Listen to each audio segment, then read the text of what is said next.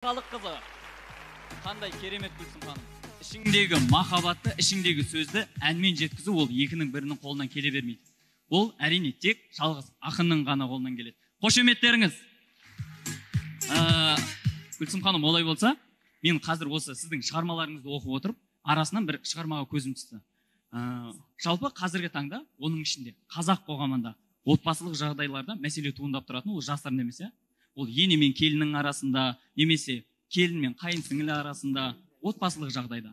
Сол осы отбасылық шығармаға байланысты сіздің жақсы келін қор болмас атты әңгімеңіз бар екен.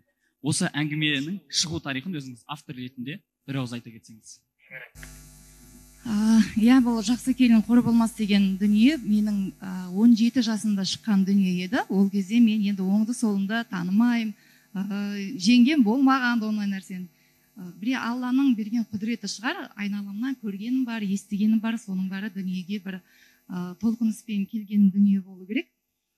Бұл кезде біздің көріп өскен аталарымыздан, ата-анамыздан, ата-әжемізден, әке-шешелерімізден біз сыйластықты көрдік. Сол сыйластықтың арқасында ол заманда ажырасу деген болмайтын. Қазір қарап тұрсаңыз, екінің бірі жаңағыдай сүйіп қалдым деген сөзді екінің бірі айтады да, үйлену де оңай, ажырасу да оңай. Ойлаймын, қазіргі оның барлығы тәрбиеге келіп тіреледі деп ойлаймын.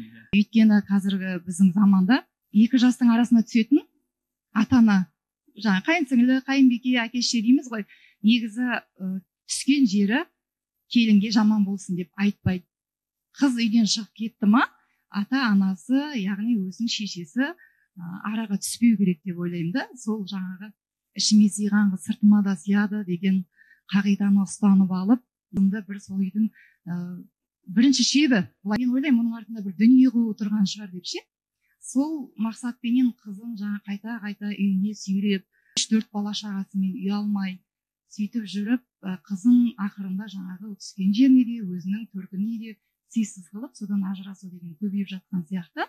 Оның барлығы, ол аналарымыздың артында тұрған ер азаматтарымыздан да деп ойлаймын. Ер азаматтарымыз мықты болса, бұрынғы аталарымыз, әкелеріміз сияқты батыр болса, қаһары жүзінен көрініп тұратын болса, онда қазіргі заманда да ондай аналар болмас еді, әйелдер болмас еді, қыздарымыз қайтып келмес еді. Еркектеріміз ез болмай, батыр болса, аналарымыз ешқайда кетпейді.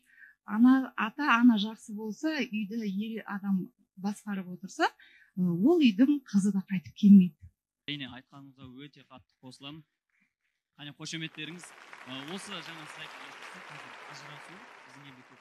Осы туралы мен кішкене мәлімет келтіре кетейін.